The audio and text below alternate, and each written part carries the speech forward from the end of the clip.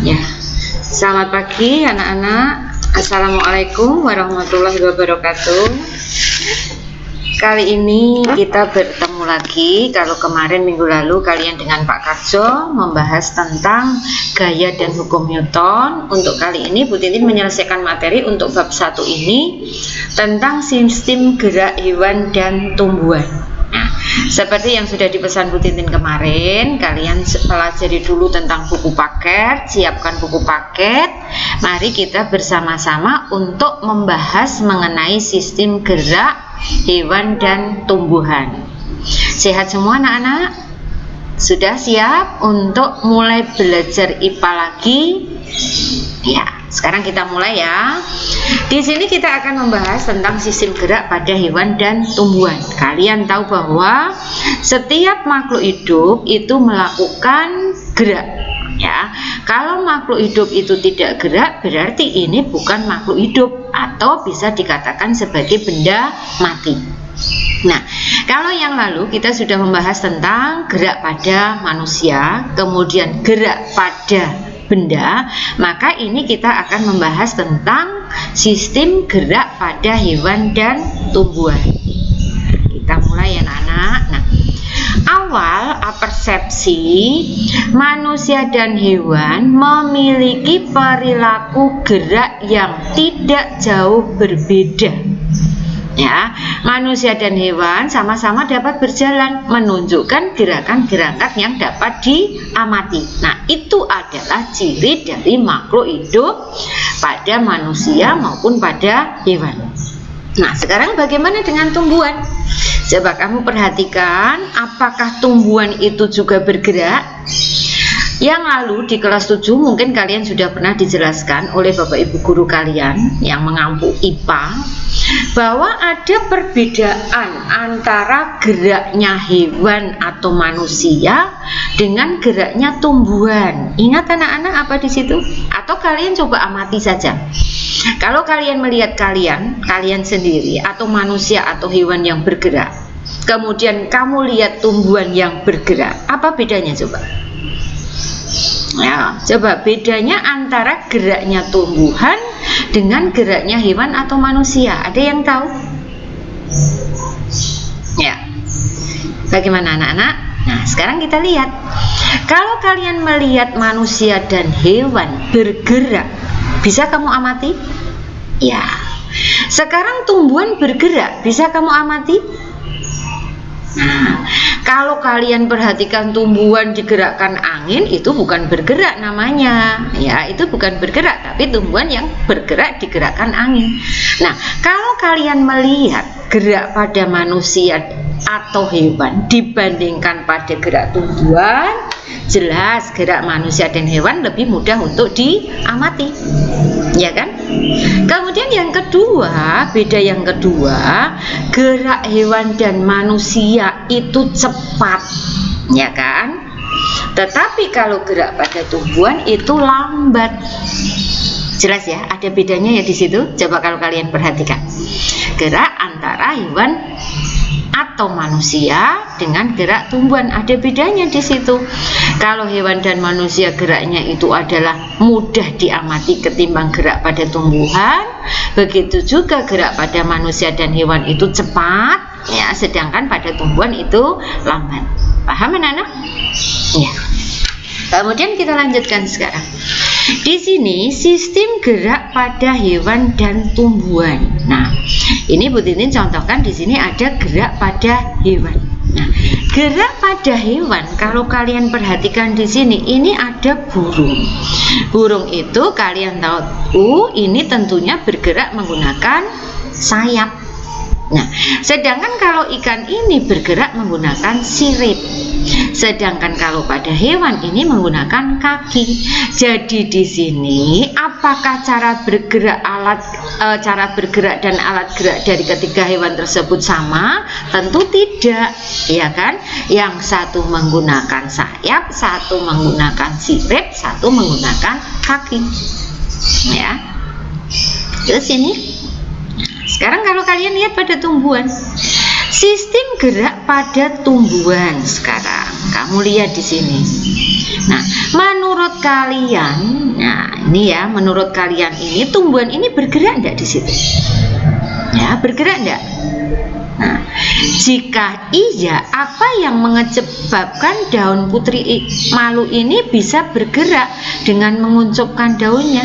Tentunya kalian tahu bahwa di sana ada rangsangan. Nah, sekarang kalian lihat pada halaman 44. Coba perhatikan pada halaman 44, pada halaman 45. Pelan-pelan anak-anak. Nah, pada halaman 44, ayo kita diskusikan tentang kecepatan gerak pada hewan. Lihat, di sana ada gajah, ya kan? Di situ kalian lihat ada gajah, kemudian ada jerapah, ya kan? Kemudian ada kerbau, ada kijang, ada kuda, ada harimau. Nah, masing-masing ini memiliki kecepatan masing-masing. Misalnya kalau gajah itu 25 km per jam, jerapah 60 km per jam, kemudian kerbau 50 km per jam, kijang ini berapa di sana? 97 km per jam. Dengan begitu, nah, sekarang kalian melihat yang nomor 1, hewan manakah yang mempunyai kecepatan gerak paling tinggi? Ya, berarti di situ apa, Nak? Paling tinggi itu adalah harimau atau macan, ya kan? Harimau atau macan. Kemudian kita lihat sekarang yang kedua, mengapa hewan-hewan tersebut memiliki kecepatan gerak berbeda-beda? Ya, kenapa di situ? Ya, kalian lihat gambar yang ada di sana. Kenapa kecepatan geraknya ini berbeda-beda? Nah, tentunya di sini kalian bisa melihat, ya, karena kamu melihat di sana massa tubuhnya beda, struktur dan otot juga berbeda, bentuk kaki berbeda, sehingga di sini untuk melawan inersia ini adalah gaya gesek terhadap udara. Ini juga berbeda-beda di situ. Ada yang larinya kencang atau geraknya kencang, ada yang geraknya lambat. Satu contoh di sana misalnya kerbau kamu bandingkan dengan kijang. Nah, dengan postur tubuh yang dimiliki, struktur dan otot juga massa tubuh yang dimiliki, termasuk kaki di sana, ini tentunya antara kerbau dengan kijang itu lebih cepat, inersianya ini lebih tinggi ya, yang pada kijang. Jelas? Bu Tintin kecepatan enggak? Ya. Jelas di situ? Kemudian sekarang kita lihat di sini kesimpulan. Berarti dari gambar yang sudah kalian perhatikan di sana, kalian amati di situ, kita bisa menyimpulkan bahwa setiap hewan ini melakukan jenis gerak berbeda-beda tergantung pada bentuk tubuh dan habitatnya. Ya, jadi misalkan kalau ikan tadi menggunakan apa? Sirip. Kalau burung tadi menggunakan ya sayap. Kalau misalnya kuda tadi menggunakan kaki. Nah, ini juga tentunya dibedakan oleh habitatnya di situ. Juga termasuk bentuk tubuh. Ya. Jelas? Ya, sekarang kita lanjut anak-anak. Nah, ini. Kalian lihat pada halaman 49-51 sekarang. Di sana kalau kalian perhatikan ada beberapa percobaan di 1.7. Di sana aktivitas 1.7 adalah pengaruh rangsang terhadap gerak menutup dan membukanya daun putri malu. Nah, di situ kamu mengamati, memperhatikan ya, bagaimana putri malu itu bisa bergerak. Sekarang ya, pengaruh rangsang terhadap gerak daun putri malu. Nah, sekarang ini hasil pengamatannya. Nah, kalian lihat di sana ya, yang kamu perhatikan terhadap gerak daun putri malu ketika mendapatkan rangsangan. Yang pertama, dari hasil pengamatan di situ ya, daun putri malu bila disentuh bagaimana? Menutup. Ya kan? Kemudian yang kedua, di sana, bagaimana respon daun putri malu ketika diberi rangsang panas? Juga akan menutup.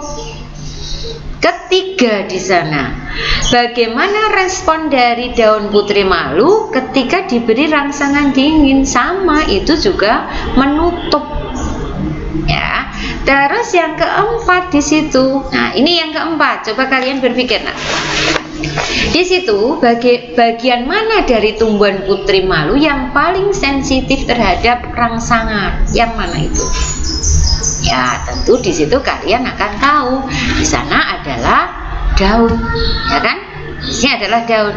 Kemudian yang kelima, di situ apakah kecepatan respon atau tanggapan daun putri malu akan berbeda apabila diberi rangsangan yang berbeda? Iya, tentunya juga akan berbeda. Tetapi perbedaan ini tidak begitu signifikan. Tetapi intinya, setiap ada rangsangan yang terjadi pada daun putri malu, maka putri malu itu akan menutup. Ya, baik itu rangsangan sentuhan, ya. Tapi di sini itu yang paling kelihatan hasilnya adalah rangsang sentuhan. Ya, panas juga bisa, dingin juga bisa. Tapi yang paling cepat adalah rangsang sentuhan. Jelas anak? Jelas anak-anakku? Ya, terus sekarang di sini ada macam-macam gerak. Macam-macam gerak ini berdasarkan asal datangnya rangsang. Itu ada beberapa di situ. Ya, yang pertama ada gerak endonom, yang kedua ada gerak higroskopis, yang ketiga ini ada gerak esionom. Ya, pahami dulu namanya. Ya, macam-macam gerak, awas, berdasarkan datangnya rangsang, asal datangnya rangsang. Ini ada 3, ada gerak endonom, ya kan?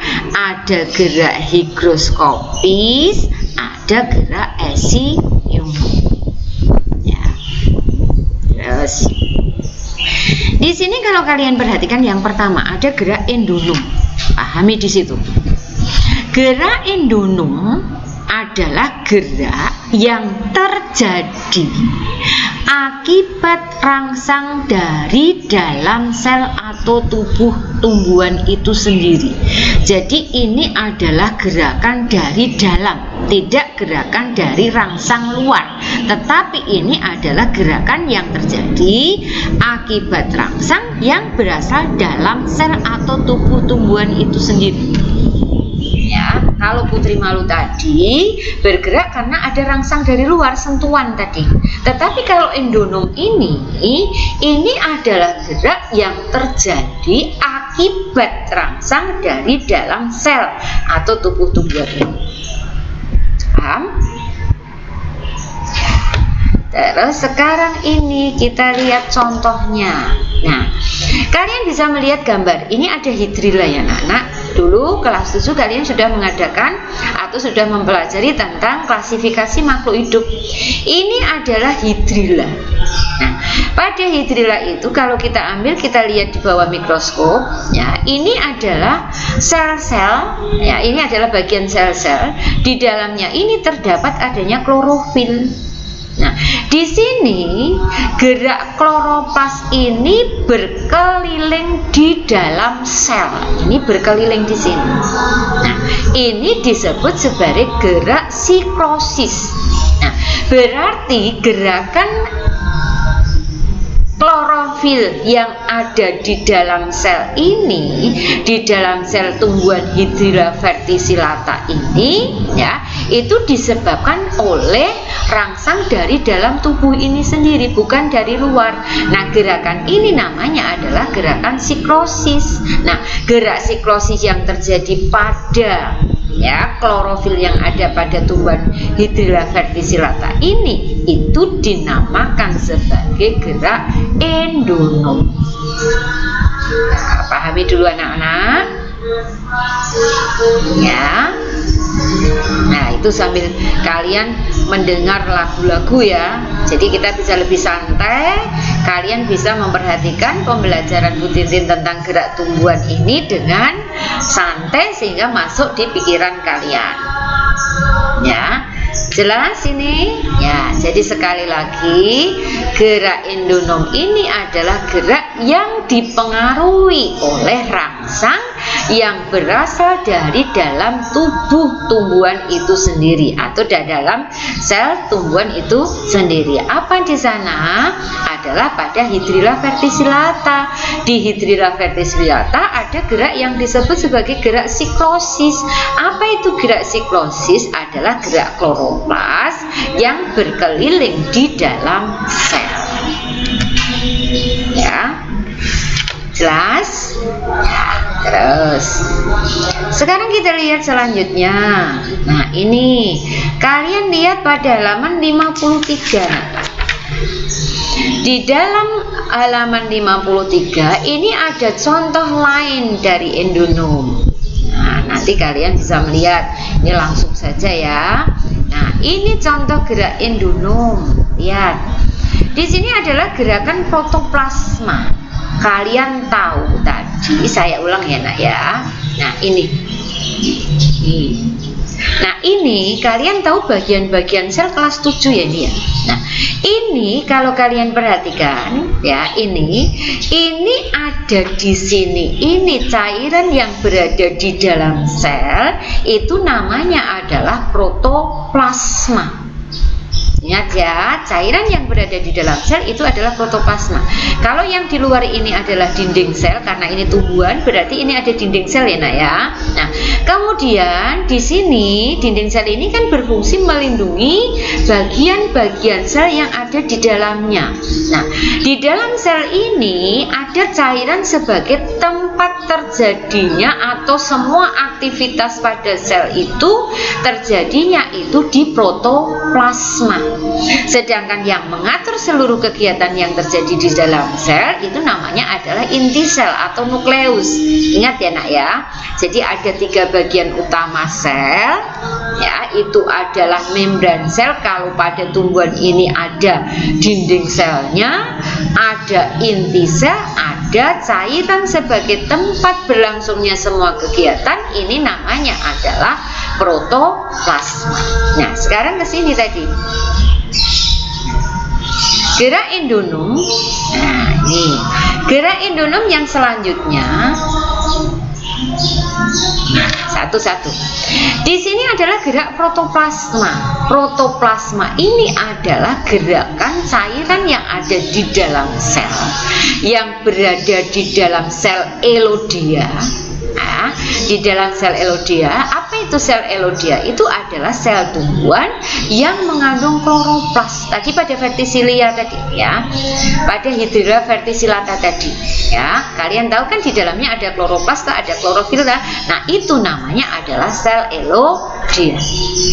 Ya, kemudian ada gerak kromosom pada saat pembelahan sel.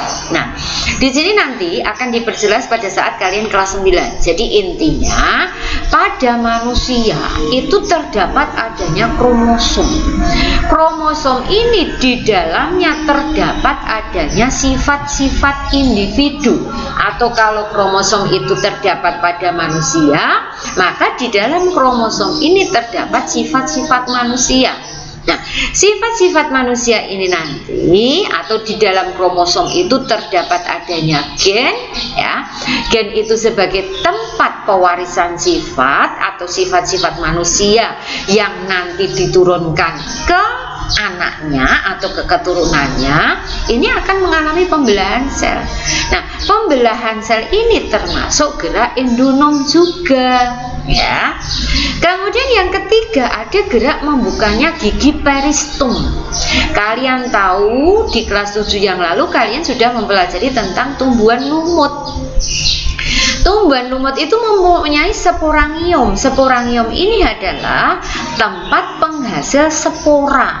Nah, tempat penghasil spora ini nanti akan mengeluarkan spora. Sporanya ini dikeluarkan lewat gigi peristum. Nah, ini juga termasuk gerakan endonom. Jelas anak-anak? Ya, pahami dulu. Elodia itu tadi ini ya. Coba Bu Tintin lihat kembali. Nah, ini adalah sel elodia tadi. Ini adalah sel elodia pada Hydria verticillata. Kemudian yang kedua tadi, nah, pada kromosom pada saat terjadi pembelahan sel. Kemudian yang ketiga ini adalah membukanya gigi peristom pada sporangium, di mana sporangium itu kalian tahu pada tumbuhan lumut itu kan berkembang menggunakan spora kan itu anak-anak. Pergiliran keturunan diantaranya ada spora sebagai vegetatifnya, kemudian gamet jantan gamet betina sebagai generatifnya. Kalian sudah pelajari di kelas 7 kan itu bahwa tumbuhan lumut ini perkembangbiakannya dengan pergiliran keturunan. Ada tahap vegetatif itu mengeluarkan spora, ada tahap generatif itu nanti menghasilkan sel telur dan sel sperma. Ya. Nah, membukanya sporangium untuk mengeluarkan spora ini disebut sebagai gerakan endonom. Paham? Jelas kan? Ya, nanti kalau tidak jelas pelajari kembali atau bisa tanya ke Bu Tintin, bisa tanya ke temannya. Nah, terus sekarang di sini ada lagi, di situ contoh yang lain adalah membukanya sel anulus. Sel anulus ini sama sebenarnya, ya prinsipnya sama dengan pada tumbuhan lumut ini. Ya, pada tumbuhan lumut, pada tumbuhan paku ini hampir sama di situ. Jadi terjadi membuka sel anulus itu karena ada gerakan dari dalam, ada rangsang dari dalam. Ya. Sudah? Ya. Terus kita lihat yang selanjutnya adalah gerak higroskopis. Nah, higros itu adalah kelembaban, ya kan? Nah, di sini kalian bisa melihat ya, contoh dari gerakan higroskopis. Gerakan higroskopis ini adalah gerak membukanya buah polong-polongan. Buah polong-polongan ini contohnya adalah lamtoro atau kacang kedelai. Nah, faktor-faktor apa saja yang mempengaruhi buah polong-polongan ini? Itu tadi kelembaban atau kadar air di sini. Kadar air di dalam sel ini tidak merata sehingga buah menjadi mengkerut, tidak merata, sehingga ini akan terbuka seperti ini kalau kering. Lamtoro kalian tahu kan ya, yang dibuat untuk apa, botok oblok-oblok itu kan ya. Nah, kalau masih hijau itu berarti di situ airnya atau kelembapannya tinggi di situ. Tetapi kalau kelembapannya sudah berkurang, kadar air ini tidak merata di sini, maka ini akan membuka dengan sendirinya, kering di sini akan membuka sendirinya. Termasuk di sini adalah kacang kedelai. Nah, ada dua di situ. Sudah kamu pahami bahwa gerak tumbuhan tadi yang pertama adalah gerak endonom, ya, gerak yang terjadi pada tumbuhan karena rangsang dari tubuh tumbuhan itu sendiri. Kemudian yang kedua ada gerak higroskopis. Gerak higroskopis ini karena terjadi adanya perubahan kadar air di dalam sel yang tidak merata. Contohnya apa di situ? Adalah lamtoro atau kacang kedelai atau pada buah polong-polongan di situ. Nah, gambar di buku kalian juga ada di sana. Ada buah cangkring, ada buah biduri, ya kan? Terus lanjut. Nah, sekarang di sini tugas kelompok, buat peta konsep. Nah, ini Bu Tintin lewat saja, kalian diberi tugas saja susahnya minta ampun ya. Dan saya ingatkan lagi bahwa nanti setelah PTS kalian akan mendapatkan rapot. Nah, rapot di sana yang nilai ulangan harian maupun nilai tugas tidak ada isinya, Bu Titin akan isikan apa adanya. Jadi biar orang tua kalian tahu, kalian juga tahu mana dari tugas pekerjaan kalian yang tidak kamu kerjakan, sehingga hasil nilainya nanti seperti apa biar kamu tahu. Ingat bahwa nilai semester ini dengan nilai semester 2 itu berpengaruh pada kenaikan kelas. Ini saya ingatkan kembali ya. Peta konsep ini langsung saja kita kerjakan bersama-sama. Nah, di sini ada gerak esionom. Tadi yang pertama gerak endonom, gerak hygroskopis, gerak esionom. Nah, gerak esionom prinsip ada 3 di situ. Ya, prinsip ada 3. Yang pertama adalah gerak tropisme. Saya perhatikan di sini kalau kalian memperhatikan di sini tropisme ya di situ. Nah, sebelum ini saja kalian nanti lidah mudeng. Saya ulas dulu yang di sini anak-anak. Gerak tropisme adalah gerak pada sebagian tubuh tumbuhan, awas, sebagian tubuh tumbuhan karena rangsang dari luar. Ya, karena adanya rangsang dari luar terjadi gerak sebagian tubuh tumbuhan. Berarti ini bisa daun saja, akar saja ya. Jadi ini sebagian. Gerak sebagian dari tubuh tumbuhan. Pahami di situ prinsipnya. Kemudian kalau gerak taksis. Gerak taksis ini adalah gerak seluruh bagian tubuh tumbuhan. Ya, gerakan seluruh bagian tubuh tumbuhan. Sedangkan untuk gerak nasti sama dengan gerak tropisme, gerak sebagian tubuh tumbuhan, awas. Kalau tropisme ini gerakannya dipengaruhi oleh rangsang, tetapi kalau nasti ini gerakannya, arah gerakannya dipengaruhi oleh tumbuhan itu sendiri. Nanti Bu Titin berikan contoh di belakang. Jadi saya ulang bahwa gerak esionom ini ada 3 macam. Ada gerak tropisme, ada gerak taksis, ada gerak nasti. Kalau gerak taksis ini gerakan seluruh bagian tubuh tumbuhan, kalau tropisme dengan nasti ini gerak sebagian tubuh tumbuhan. Bedanya kalau tropisme, awas, arah geraknya dipengaruhi oleh arah datangnya rangsang, tetapi kalau nasti ini arah geraknya dipengaruhi oleh tumbuhan itu sendiri. Satu contoh tadi adalah putri malu. Putri malu tadi kalau kamu sentuh itu akan menutup daunnya kan? Tidak menuju ke tangan kalian atau sentuhan yang kalian lakukan kan? Nah, arah geraknya ini dipengaruhi oleh tumbuhan itu sendiri. Tetapi kalau di sini satu contoh Bu Titin misalkan ada tanaman. Tanaman itu karena berada di bawah tanaman lain, tumbuhan lain, maka daunnya akan membelok. Membeloknya ke arah datangnya cahaya matahari.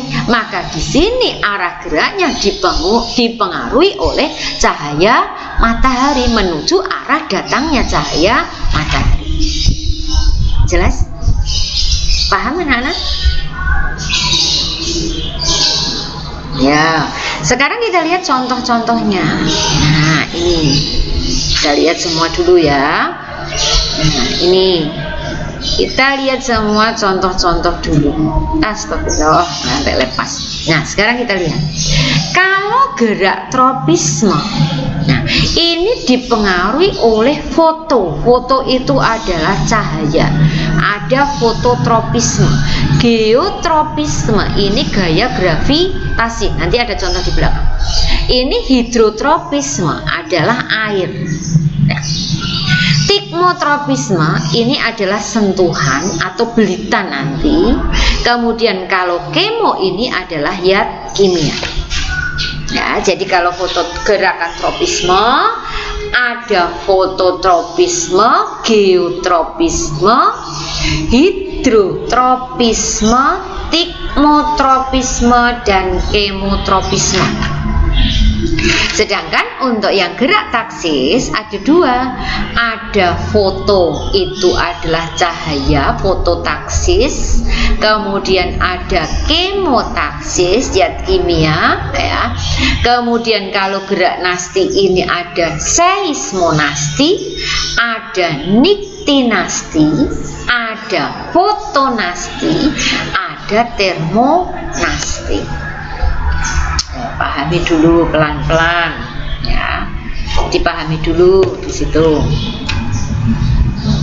ya. Ada fototropisme, geotropisme, hidrotropisme, tikmotropisme, kemotropisme, ya. Ini untuk yang tropisme.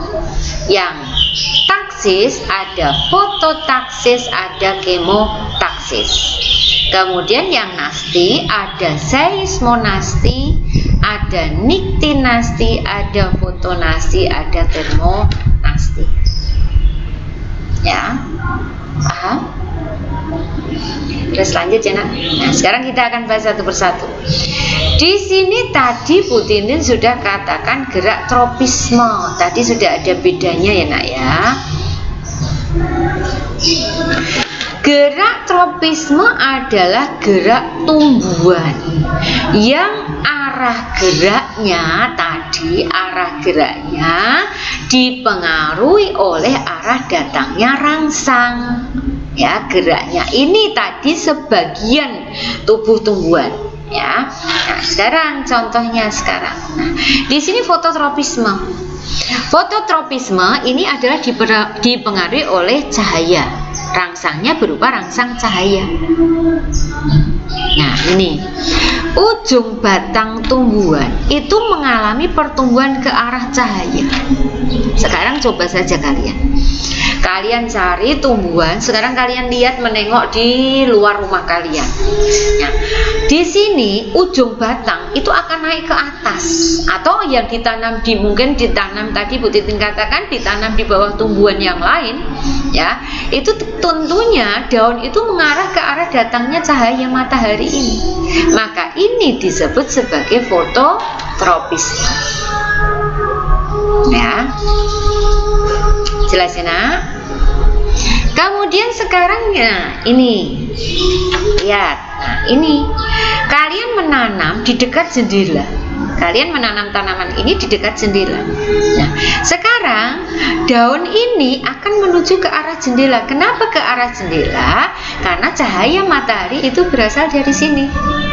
Ya, paham anak-anak? Ya. Nah, ini akan menuju ke sana. Semuanya membengkok ke sana. Tetapi kalau cahaya matahari itu di sebelah sana, tentunya ini juga akan membelok ke sana. Jadi menuju ke arah datangnya cahaya matahari. Nah, ini adalah fototropisme. Ya. Terus sekarang ini ada geotropisme. Nah, geotropisme ini dipengaruhi oleh rangsang gravitasi bumi. Nah, ini akar tumbuh ke bawah, batang tumbuh ke atas. Nah, ini kalian perhatikan. Di sini kalau tanaman ini dalam posisi miring, akar ini pasti akan menuju ke sini. Nah, kalau menuju ke sini ini namanya adalah geotropisme positif. Ya, menuju ke gaya gravitasi bumi. Sedangkan kalau batang naik ke atas ini menjauhi gaya gravitasi, maka ini dikatakan sebagai geotropisme negatif, menjauhi arah datangnya rangsang. Rangsangnya apa? Gaya gravitasi bumi. Kalau naik ke atas ini adalah geotropisme negatif, ini adalah geotropisme positif. Jelas ya? Terus kita lanjutkan ini. Nah, gambar ini kamu bisa melihat di sini. Nah, ini akan naik ke atas. Nah, ini ke arah atau ke gravitasi bumi, tetapi yang negatif. Tetapi akar yang ada di dalam ini akan turun ke bawah seperti ini. Nah, ini akan turun ke bawah di sini. Nah, ini menuju gaya gravitasi bumi namanya adalah geotropisme yang positif. Terus, nah ini sama di situ. Kalian bisa melihat kan, ditanam akan ke bawah. Posisinya dibalik seperti ini, maka tanaman akan menuju ke bawah. Akan menuju ke bawah. Kalau ini belok ke sini, tentunya ini karena adanya cahaya matahari. Nah, terus sekarang ada hidrotropisme, dipengaruhi oleh air. Nah, ini contohnya. Akar akan selalu menuju ke sumber air. Jadi akar itu selain ada gaya gravitasi bumi, maka ini juga akan menuju ke sumber air. Nah ini. Jadi ini coba kalian perhatikan ke bawah kan. Tetapi kalau airnya ada di sini, maka dia akan membelok sini mencari sumber air di sini. Nah, di sini akan mencari sumber air di sini. Nah, ini adalah hidrotropisme, dipengaruhi oleh rangsang air dan arah geraknya menuju arah datangnya rangsang, itu adalah tropisme. Nah, ini sekarang kamu melihat ada akar yang di sini. Apa namanya? Nah, ini namanya tumbuhan apa itu? Ya, kalian bisa perhatikan di sini. Di sini akarnya akan menuju ke air. Ya, ini akan menuju ke air di sini. Ya, paham? Ya. Terus ini tikmotropisme. Tadi Bu Tintin hati-hati dengan nanti seismonasti ya, Nak ya. Ini ada tikmotropisme. Tikmotropisme ini adalah, coba kalian lihat, melilitnya sulur mentimun atau kacang panjang atau labu atau anggur dan markisa. Nah, ini gambarnya di sini. Nah, kalau kalian menanam mentimun misalkan, atau gampang saja ini anggur ya, anggur atau markisa. Di sini kalian beri batang besi seperti ini. Nah, batang besi ini sebagai rangsang, maka dia akan menyulurkan atau sulur ini akan dililitkan di sini di batang besi yang kamu buat seperti ini, atau biasanya juga bambu boleh. Nah, ini melilit seperti ini atau sulur yang melilit seperti ini namanya adalah gerakan tropisme, gerak karena sentuhan. Awas, beda nanti dengan seismonasti di belakang. Kalau seperti ini adalah tikmotropisme, ya, arah geraknya dipengaruhi oleh arah datangnya rangsang ini berupa besi ya, atau kayu. Kalau kalian perhatikan, ini melilit seperti ini, bersulur seperti ini. Ini adalah tikmotropisme. Terus yang di sini ada kemotropisme. Tadi Bu Titin katakan karena zat kimia. Apa di situ? Nah, ini buluh serbuk menuju ke sel telur. Nah, sekarang nanti ini akan kamu pelajari di kelas 9 anak-anak, bahwa kalau kalian perhatikan bunga, ya kan, bunga itu ada putik, ya kan. Di dalam putik ini ya terdapat adanya sel telur. Kemudian kalau kalian perhatikan kepala putik di sini, ini ada kepala putik di sini, ya, ini adalah putiknya ada di sini, ya. Atau ini adalah kepala putik, nanti di dalam ini terdapat adanya sel telur. Kemudian serbuk sari ini adalah sebagai alat kelamin jantan yang nanti akan menghasilkan sperma. Serbuk sari jatuh ke kepala putik, ya kan, ini namanya adalah penyerbukan. Nah, pada saat penyerbukan ini nanti, ya, pada saat serbuk sari jatuh di kepala putik, ini ada cairannya, nah, ada cairannya, sehingga serbuk sari ini nanti memiliki buluh, memiliki tangkai yang panjang, sehingga bisa masuk ke sini. Nah, ini yang besar, yang sudah besar. Nah, ini ada bakal buah, ini ada bakal biji. Nah, ini adalah serbuk sari. Jadi serbuk sari yang jatuh di kepala putik menyerap air yang ada di sini, kemudian akan membentuk buluh serbuk. Nah, dengan buluh serbuk ini nanti sel sperma akan menuju ke bakal biji ini, ke bakal biji yang ada di dalam bakal buah. Nah, di dalam bakal biji sel sperma ini nanti akan membuai sel telur.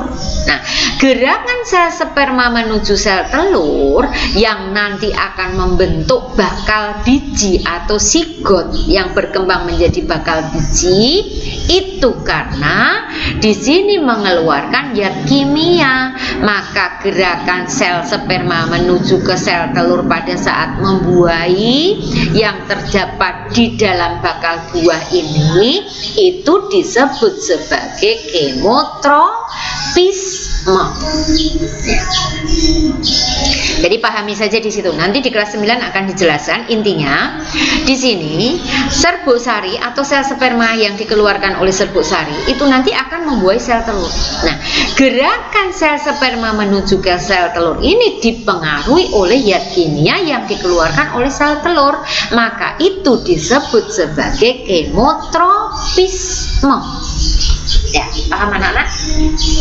Ya, pahami gambar yang ada di sana.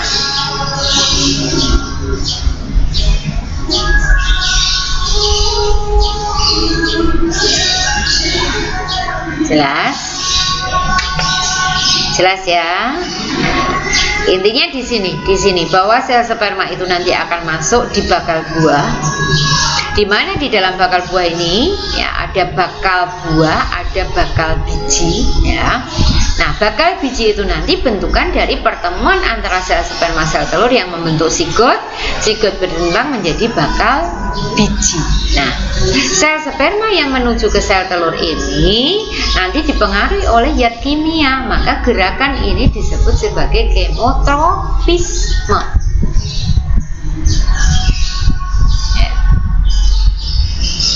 Terus lanjut. Aduh. Nah, ini tadi ya. Nah, ini lebih besar. Nanti di kelas 9 kamu kalau di sekarang agak bingung nanti. Ini ada pembuahan sel nanti.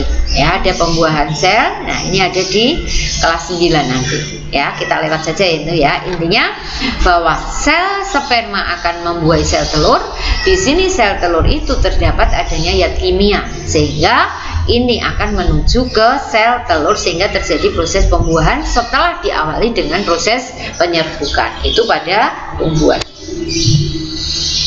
Terus ini ada taksis sekarang. Kalau tadi tropisme tadi sebagian gerak bagian tubuh tumbuhan, maka kalau taksis ini adalah gerak pindah tempat seluruh bagian tubuh tumbuhan dan arahnya ini dipengaruhi oleh arah sumber rangsang atau arahnya ini berdasarkan arah datangnya rangsang.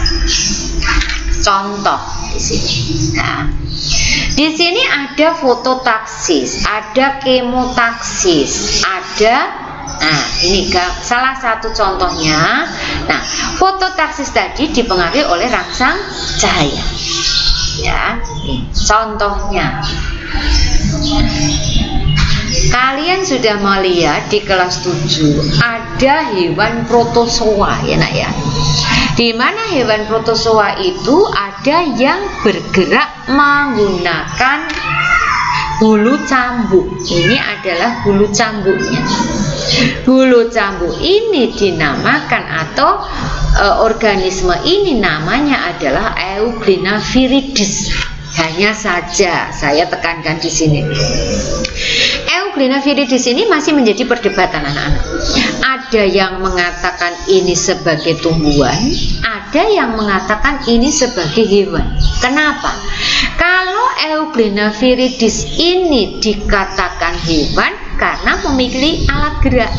Alat geraknya berupa bulu cambuk ini. Kelas 7 sudah kan? Ya.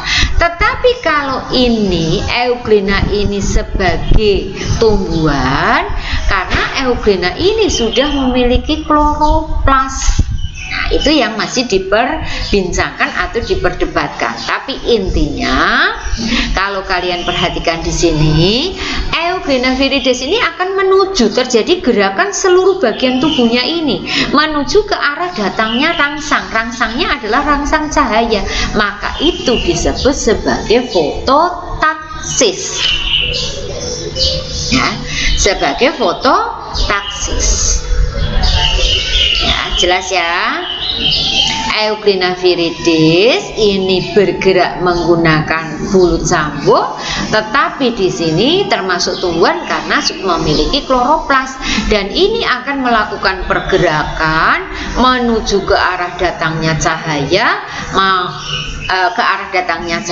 makanya di sini Euglena viridis ini bergerak atau bisa dikatakan sebagai contoh fototaksis. Ya, bergerak seluruh bagian tubuh tumbuhan karena arah datangnya rangsang cahaya. Lalu sekarang selanjutnya ada kemotaksis. Kemotaksis ini tadi Bu Tintin katakan zat kimia. Nah, ini di sini ada gerakan spermatozoa pada tumbuhan lumut. Ya, kalian tahu tadi Bu Tintin sudah katakan bahwa nah ini ada bagian, ya, bagian kalau yang sebelah sini ini adalah perkembangbiakan secara vegetatif, yang sebelah sini adalah perkembangan secara generatif, ya.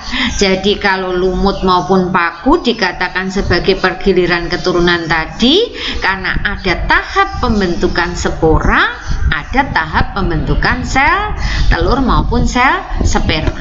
Nah, sekarang di Antheridium, sekarang kalian perhatikan tadi sporofit ini ya, pada tahap pembentukan spora ini. Nah, di sini nanti sel telur ini atau sel sperma itu nanti akan menuju ke sel telur. Terjadi proses pembuahan di mana sel sperma ketemu dengan sel telur, maka nanti akan membentuk zigot, sama seperti halnya tadi pada tumbuhan yang dikatakan Bu Tintin di depan tadi. Di sini sel sperma itu akan menuju ke sel telur karena ada zat kimia. Zat kimia ini disebut sebagai kemotaksis. Kalau tadi hanya sebagian tubuh tumbuhan, tetapi kalau di dalam ini pada spermatozoa tumbuhan lumut ini adalah seluruhnya. Nah, kalau seluruhnya, gerakan seluruhnya pada tubuh tumbuhan itu namanya adalah kemotaksis.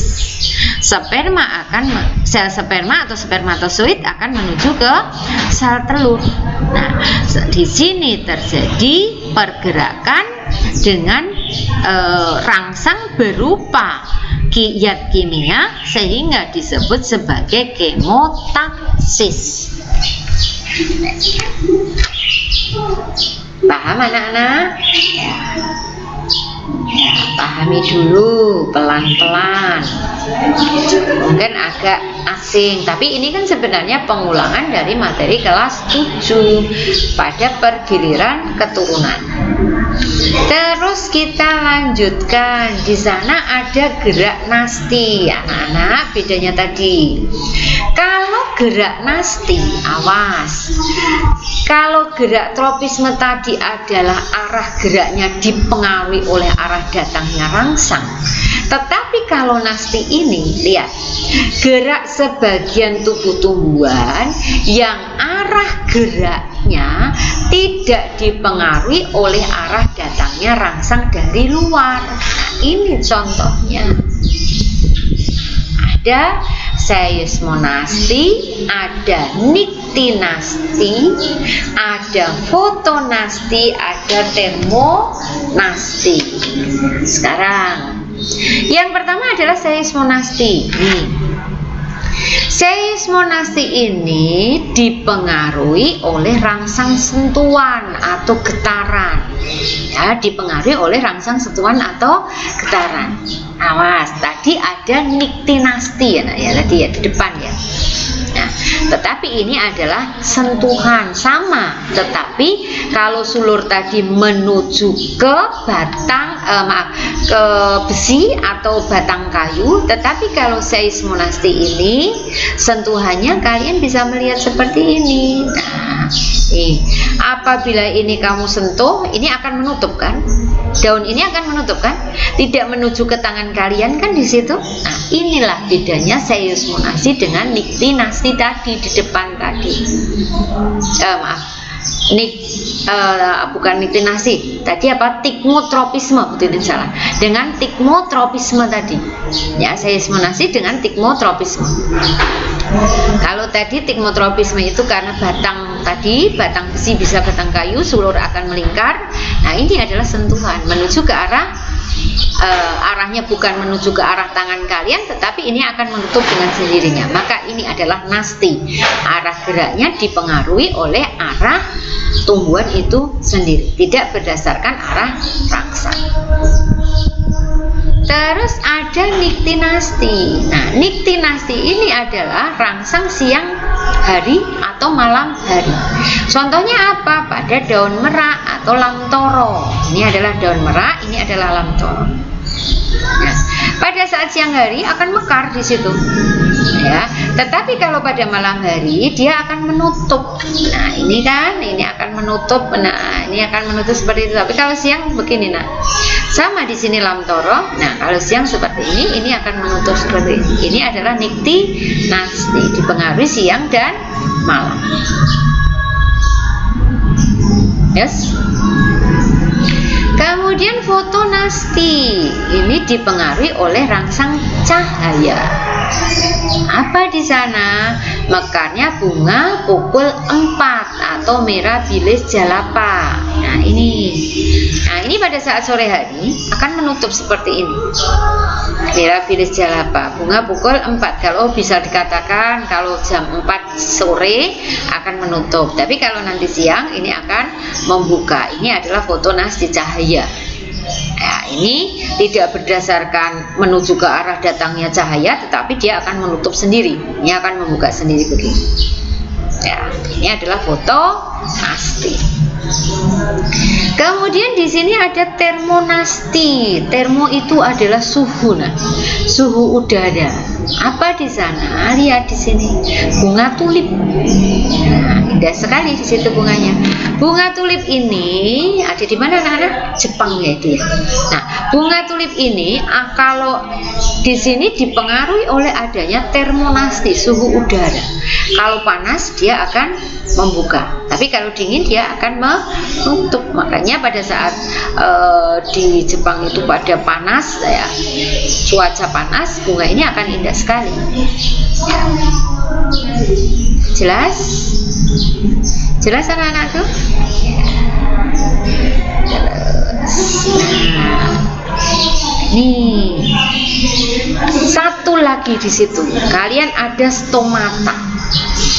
Sudah kan dipelajari tentang stomata dari SD, bahwa di dalam daun ada lubang kecil di permukaan daun itu yang digunakan sebagai tempat mengatur keluar masuknya gas, baik itu CO2 maupun H2O. Ya, bisa digunakan sebagai tempat keluar masuknya CO2 maupun H2O, karbon dioksida dan uap air. Di sini stomata itu bisa menutup dan membuka. Itu karena adanya beberapa rangsangan. Bisa karena kadar air, bisa karena cahaya, bisa karena suhu. Ya, jadi stomata yang ada pada permukaan daun itu bisa membuka dan bisa menutup. Itu terdapat beberapa rangsangan, ada kadar air, ada cahaya, ada suhu. Maka gerakan seperti itu, gerakan membuka dan menutupnya stomata itu dikatakan gerakan nasti yang kompleks, yang dipengaruhi oleh lebih dari satu rangsang. Ada ada beberapa rangsang. Apa tadi? Ada kadar air, ya kan? Apa tadi nak? Ada kadar air, ada cahaya, ya kan? Ada suhu. Karena kalau yang suhu tadi, ya, atau kadar air tadi namanya adalah hidronasti, cahaya fotonasti, ya. Suhu tadi termonasti. Tetapi kalau stomata karena banyak, ada 3 yang mempengaruhi, maka itu dikatakan sebagai gerak nasti kompleks. Gerak nasti kompleks. Jelas?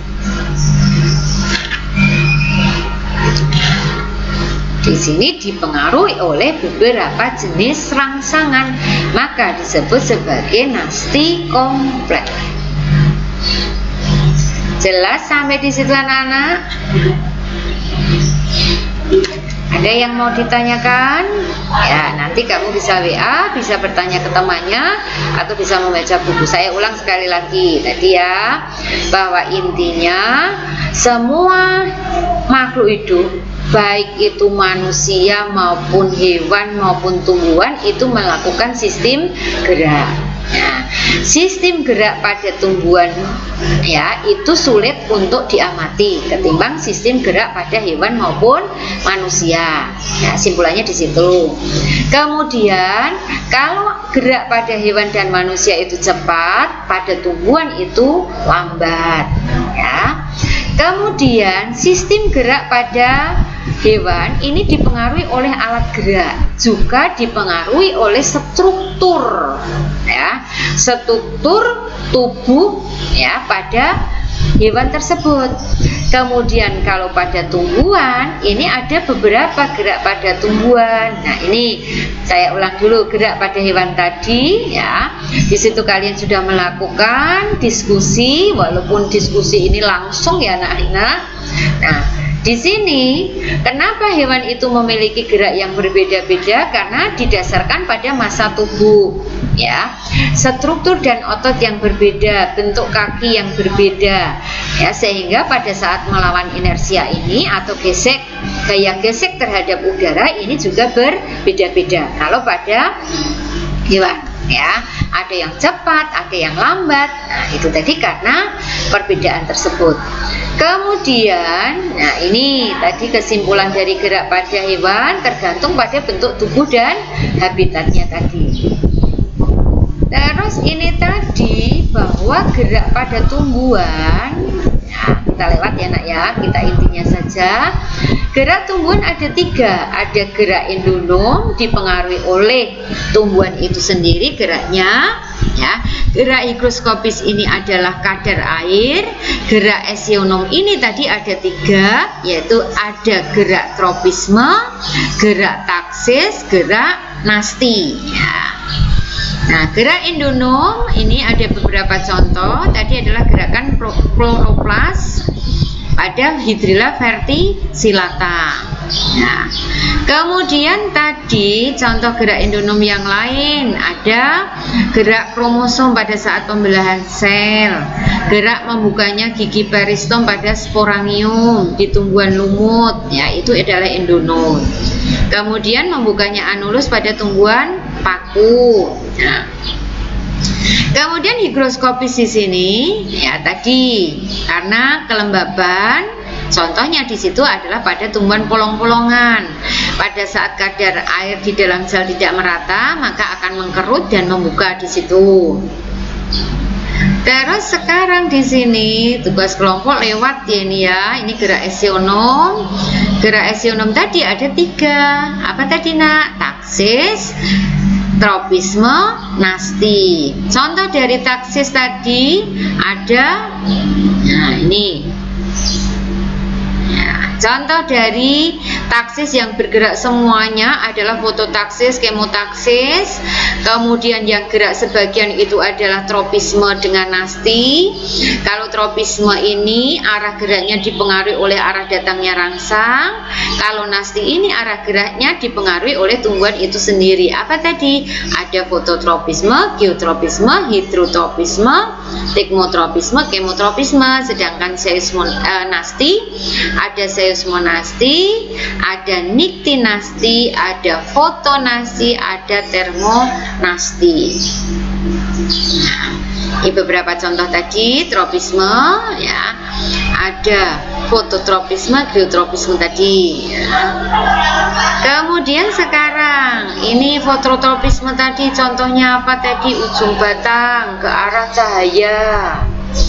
Ya. Kemudian geotropisme di sini akar tumbuhan menuju ke bawah ya.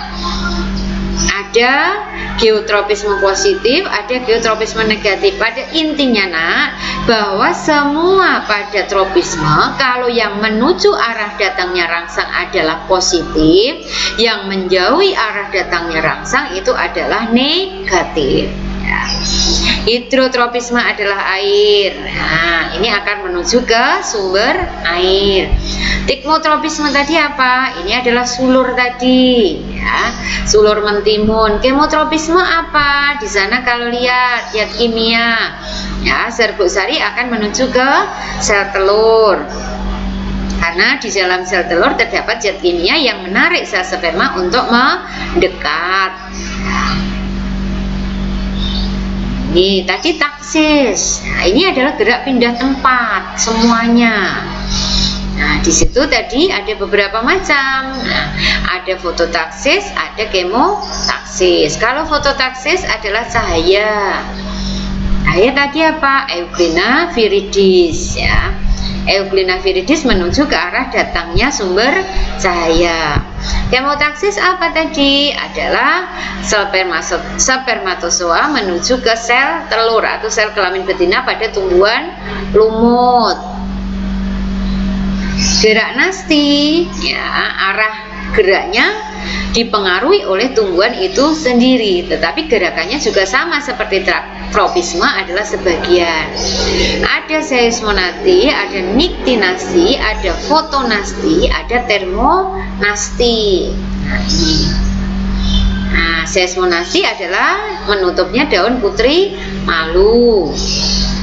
Niktinasti adalah apa tadi? Bunga merak, bunga lamtoro ya, pada siang akan membuka, malam akan menutup.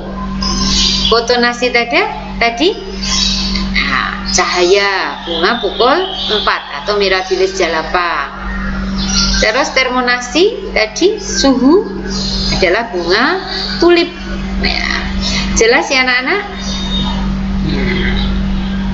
Nah, berarti materi untuk gerak pada manusia, gerak pada benda, gerak pada hewan manusia dan juga gerak benda sudah selesai. Nanti tanggal 21 kalian akan UTS. Saya ingatkan sekali lagi bahwa UTS itu harus diikuti oleh semuanya. Bagi anak-anak yang tidak mengikuti UTS, maka nilai kalian juga akan 0. Ya, akan 0 di situ nilai kalian ya. Jadi tolong kalian setiap tugas, setiap kegiatan yang diberikan Bapak Ibu guru, khususnya IPA, selalu kamu kerjakan. Bu Titin santai, tetapi batas untuk mengumpulkan tugas itu ada batas tertentu di situ anak-anak. Ya, ada batas-batas tertentu dan kita harus terapkan disiplin seperti itu ya. Tugas pada saatnya harus dikumpulkan. Kalau tidak pada saatnya dikumpulkan, lewat waktu Bu Titin tidak akan menilai lagi. Jelas ya anak-anak ya. Ya, materi sudah kita selesaikan. Persiapkan diri kalian untuk mengikuti PTS pada waktu yang sudah ditentukan, jadwal yang sudah dibagi Bu Tintin mulai tanggal 21.